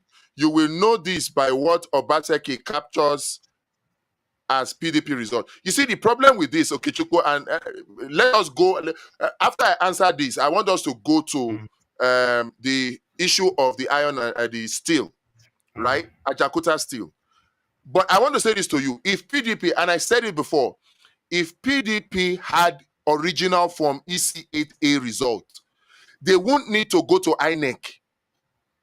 They won't need Once all this one they are doing wahala to say, oh, INEC, let us inspect this. They won't need it. The originals of the Form EC8A, if their agent gave it to them, right? The originals of the Form EC8A is tenable in court. Do what Adeleke did in Oshun. Take your Form EC8A, collect it. And if you are sure that you are a winner from the result of your Form EC8A, then you will win in court. There's nothing the judiciary can do about it. That is the truth.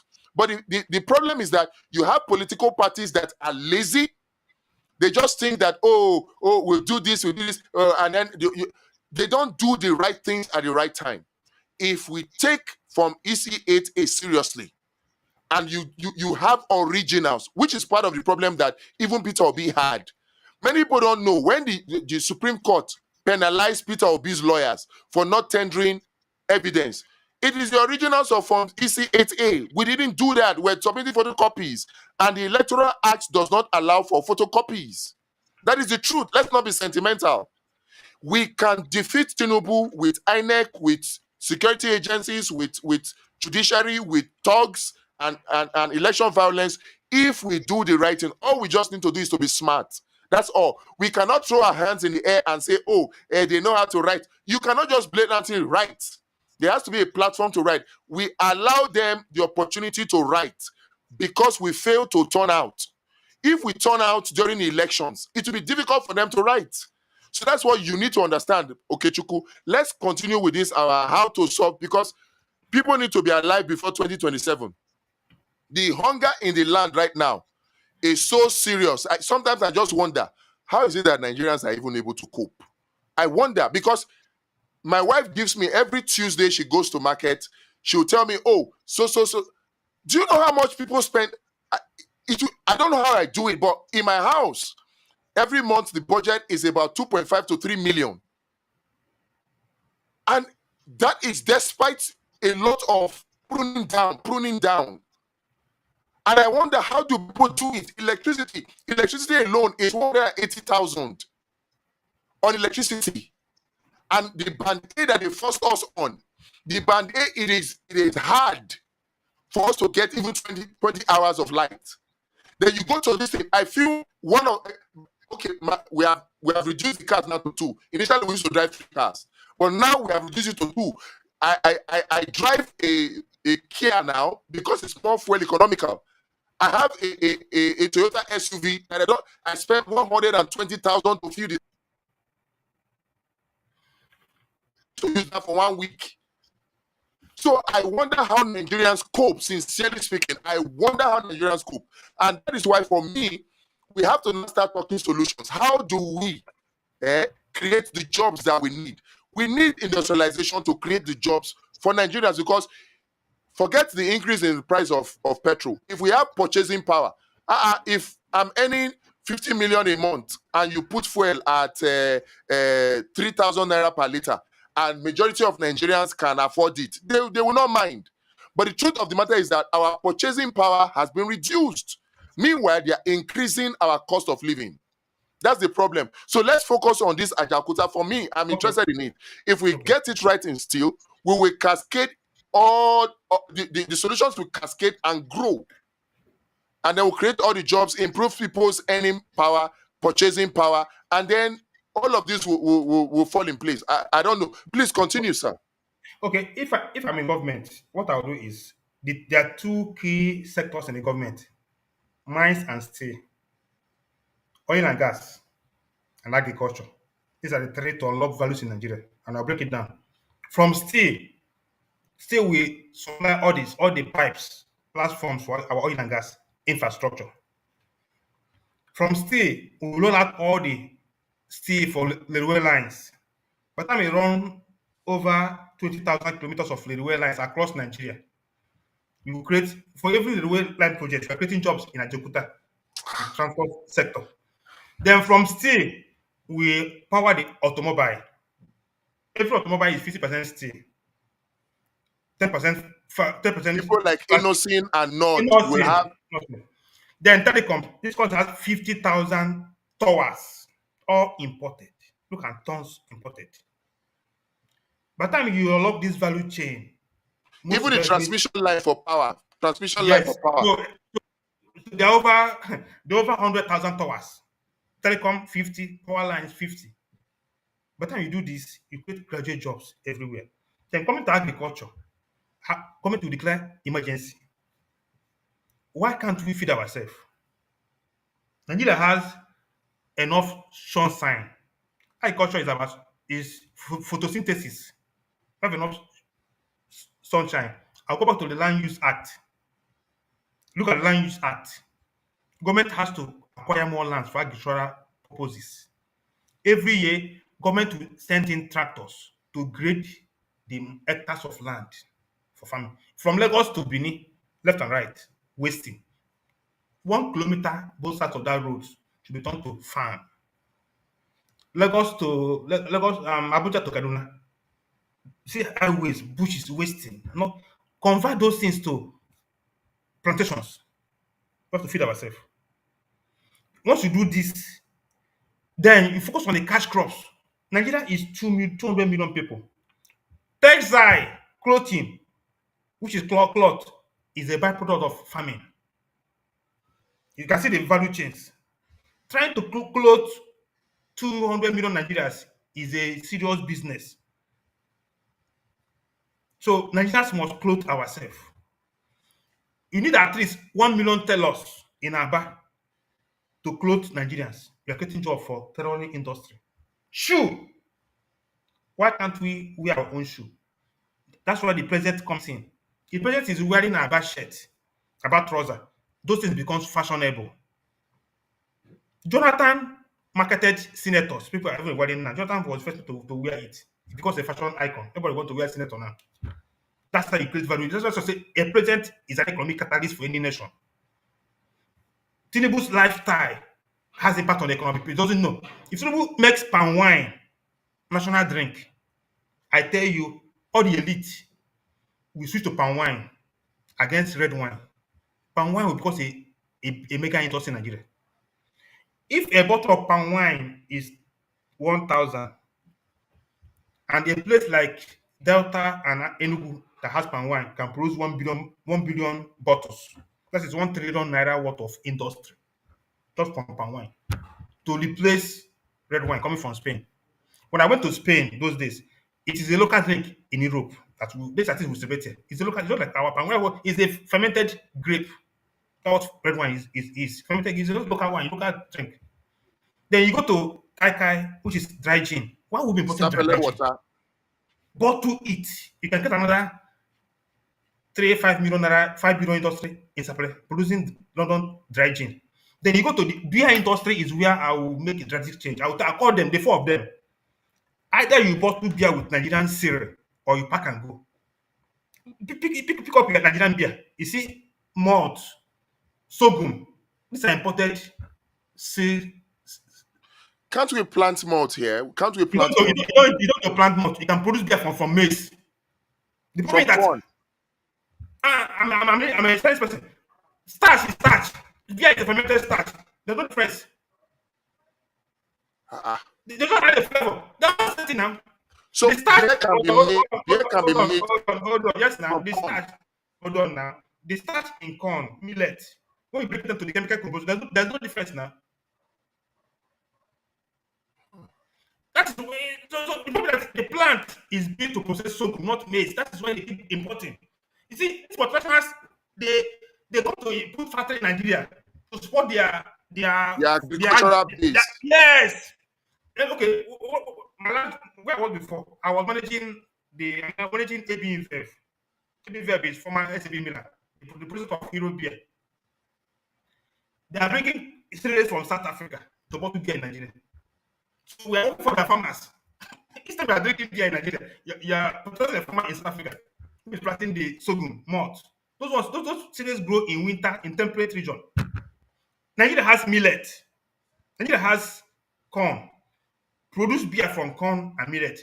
Brukutu is starch. Is stout. If you ferment it, it will be like stout. This brukutu.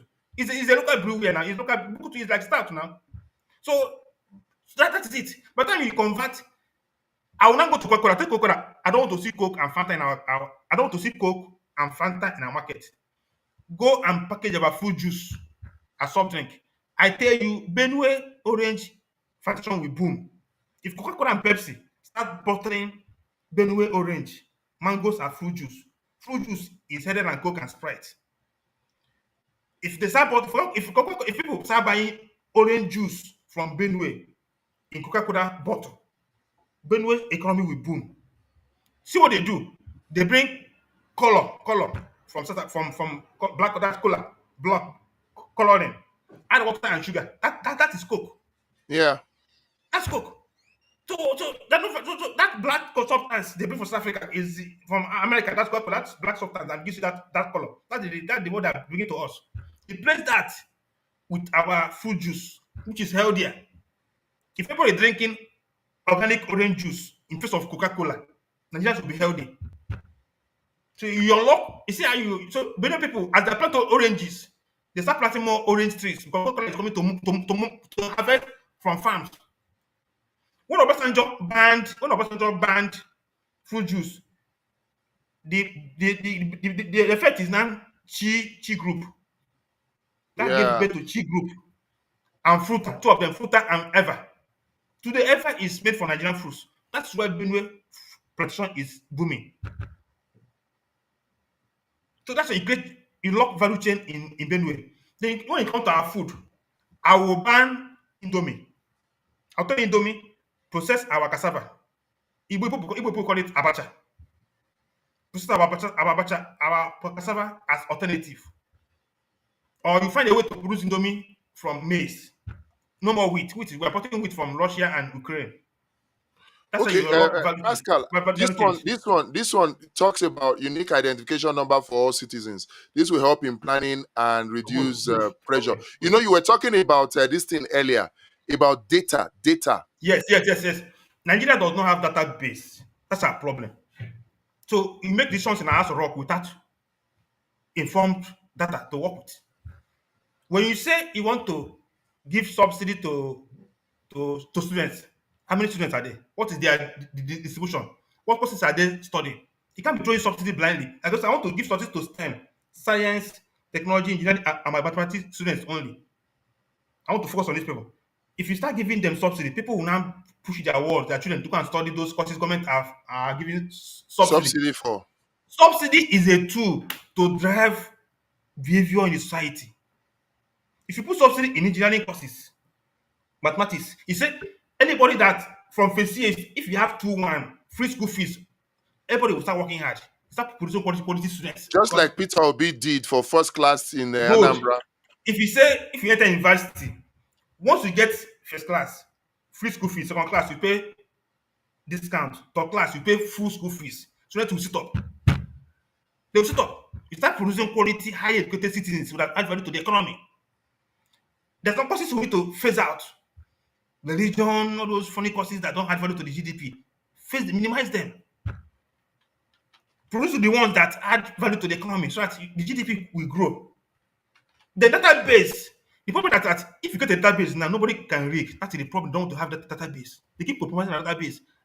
NIN was compromised. Population, they keep manipulating our figures. The truth that there is more people in the south than north is very obvious. But if you capture a true database, they can no longer rig elections.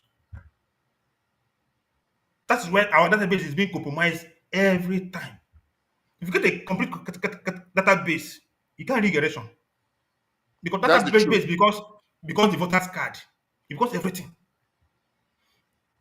If you're going to vote, once you go with your phone, it show on the system how many people that actually went to the polling unit. So you can do an auditing of of the electoral process.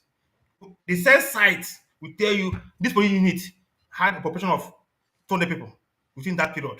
Therefore, I can't be seeing vote of, I can't see 500 votes. It's not possible because everybody went there with their cell phone. When you go, you are seeing because you are ID, everything about you is on that phone. Once you get there, you scan your phone because you are voter's card. Everything is there on your phone. So the voter's card will be like a software.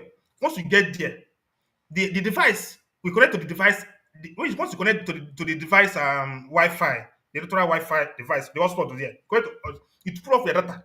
It cover that this is actually Pascal. Pascal is that is Pascal go and vote. So my phone is recording my presence in that polling unit. Why I put it like double authentication. I'll put my finger. My phone that has my digital ID will record that I was there. So there's double orientation. So immediately after voting, the central database in Abuja has captured that Pascal actually went to a polling unit. So you don't have to do manual counting to put on form 86. You can do that as just for backup. Yes, just for So backup. by the time you submit the form, that should be plus or minus 5% error margin. Above that, you notify. The system cannot be reporting 200 phones came to polling units and the ECG reporting 250 voters. It's not going to happen. How do they authenticate themselves? How? You see that database plays that of that they know. That's why they keep compromising it. They know. Let's take a state like Delta. I am from Okay. Delta, Okay. right? Let's take a state like Delta. I don't see why a state like Delta, for me, the Dangote refinery should have been in Delta, Correct. right? Yeah, it should have been in Delta. I don't see why a Delta state government, and even not just Delta, all the Niger Delta states, I don't see why we have crude oil, we have rubber, we have natural gas, we have a lot of all of these things, right?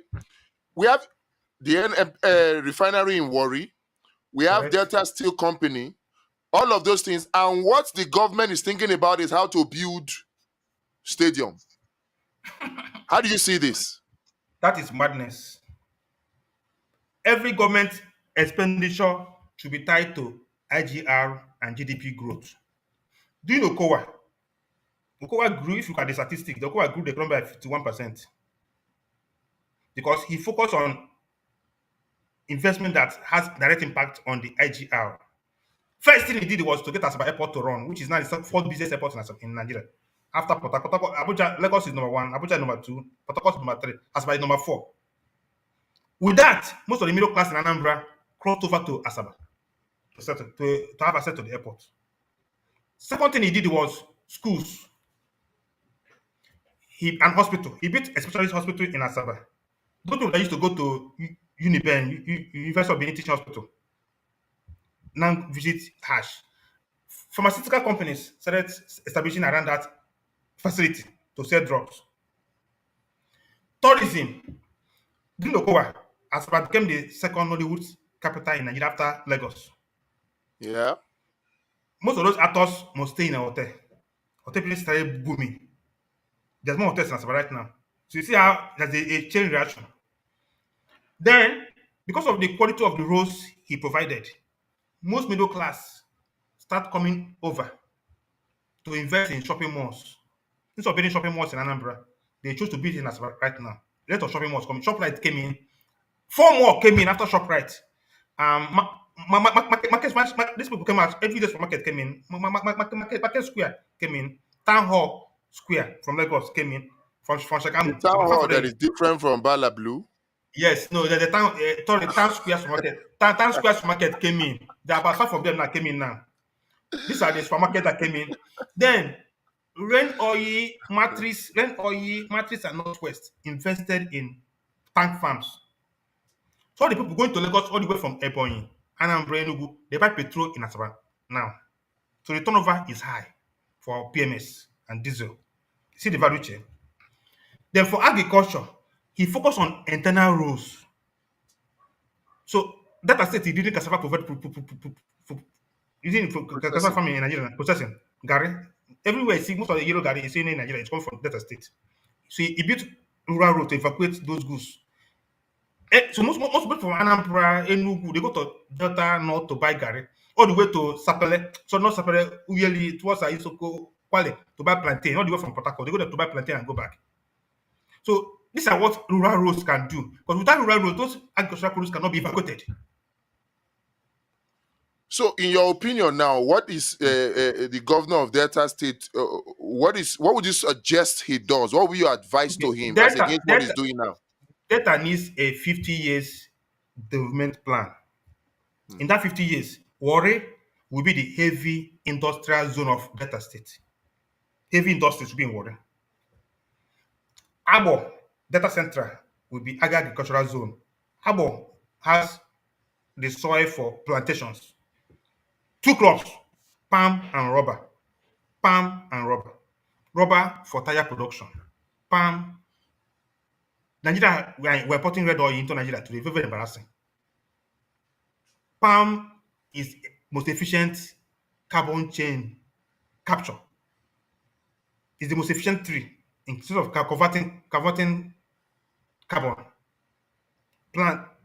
Malaysia, Indonesia economy is depends on palm heavily. Palm, if you go to supermarket, out of every 80% of the grocery you see there, toothpaste, most of the portions are tied to palm. Vegetable oils, tied to palm. Biodiesel. So palms, we need to have more palms to capture the carbon cycle. Because the more carbon cycle you capture, the more wealth you create in the economy. So you need to have that. Then Asaba should be commercial and administrative headquarters of it. Then you have a railway, there should be a state railway. If you go to Gauteng in South Africa, that will be the railway line that connects the whole state. Gauteng is the state. Where you have The state is Gauteng. You have the capital, Johannesburg. Midrand. That's where you have Midrand, yes. yeah. They call it Gout train. Gout, that should be Yeah, Delta Gauteng, line. yeah. That should be Delta line. Don't like red line and blue line goes. It runs all the way That to Pretoria. the line should run from Sapele to Warri to Yeli to Asaba to Abo. It should be a cycle, a cycle. It should start from Asaba to Warri to Yeli to Warri to Sapele, Sapele back to Abo, Abo to Asaba. A complete cycle. And we can build this railway with the steel that we get from Delta Steel. Correct. That's it. So when you have that railway line, in the morning, it will move passengers. The one from Asaba to Warri will move passengers. The other route will move agricultural goods. Because agriculture is coming from Sapele, Aboazi. That's why agriculture. So you move agricultural goods. Then Dangote cement should be on railway. That's why our roads don't last. It's too heavy to be on asphalt roads. Moving cement and cows should be on railway. Those days when I was young, I see cows on railway. But this is I see them on a trailer. It's absolute. Even so, our railway, 2 million people in Nigeria, railway is overdue. That's why transport is very, very expensive. Because People everybody is on the road. They offer more than 200 buses, mini buses from Lagos to Abuja, Lagos to Port Harcourt. That is madness. If you have a railway line, a railway train can move 2,000 passengers from Lagos to South every day. It's more efficient. The pressure on PMS will reduce. Nobody will care about subsidy in petrol because I'm using the railway. The cost per passenger will drop drastically. When you put 30 hires on the road, each of them consuming 200 liters of petrol. That's why you got about that. You end up having 40 million liters per consumer per day. Our government are not thinking. Our government does not think. In fact, thank you very much, Pascal.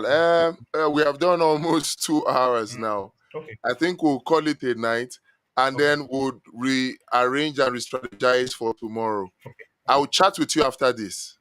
Okay. I'll chat with you after this. So let me just conclude. Check if there's any question. Okay, so the questions we have are more like comments. Okay. Right? They're more like comments. I've been rolling them since. We had one for you said there's also need to have this. We have done this one. We had this one coming from the same urge. CCTV camera should be made compulsory for all homes and government. I don't think that. What do you think? You think this is going to work? Because people can't even eat now. People can't transport themselves, and you want to make CCTV compulsory? No. You can make it for the polling unit. You can Okay, say which means every the electoral officers will be wear body cams. All the polling unit agents will wear body cams. exactly where body So comes like if road there's safety any does. yeah, so if there's any manipulation, you capture it as evidence tenable in the court. So you Wow. capture the number of people that came to vote. It should try to at a checkmate to the what they're going to report as number of Number of voters that voters. turn Mm. up. He capture it in video. He capture the Form EC8 before it's been submitted in video. Video cannot be edited easily.